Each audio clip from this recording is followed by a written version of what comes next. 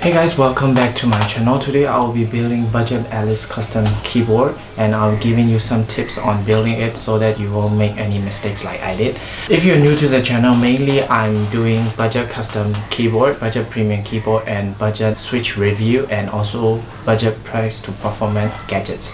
So let's get to the build. It comes with nice packaging. Inside the box we have PCB, palm plate, PE and pour-on foam, screws, the gasket mount, and then the acrylics.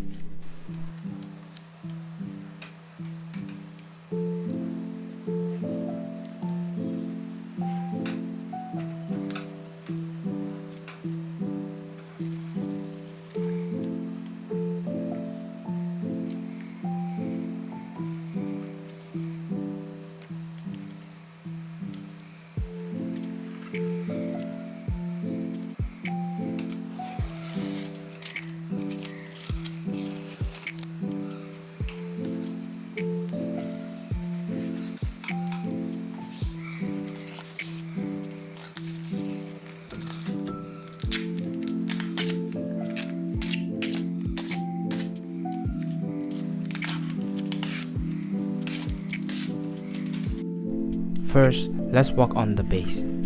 Use the 9mm screws, but there's two shorter ones and use those in the holes that is closer to USB-C port.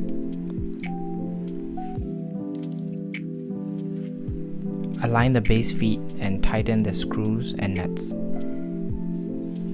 And stack the two acrylics with the cutout. Secondly, let's work on PCB. Apply the PE sheet onto the PCB and install the steps.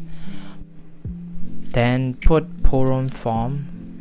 For the plate, I suggest putting the gasket first before assembling onto the PCB. For this build, I use Akko ACR silver linear switches. Install another acrylic part and put the PCB on top. Finally, assemble the top acrylic housing and tighten it with 8 screws.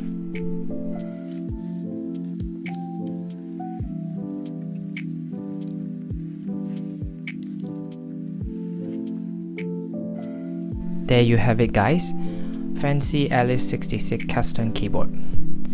In this budget category, this keyboard is the alternative for Akko Alice Pro. The advantage of this fancy Alice 66 is it supports QMK VIA and does come with lots of case color options. This keyboard is not bouncy, but it does have quite a flex. The only downside is that there is no 2 B keys for those who use right hand to type the key B. Other than that, the board sounds really poppy and does not sound cheap. Thank you so much for watching and let's hear the sound test.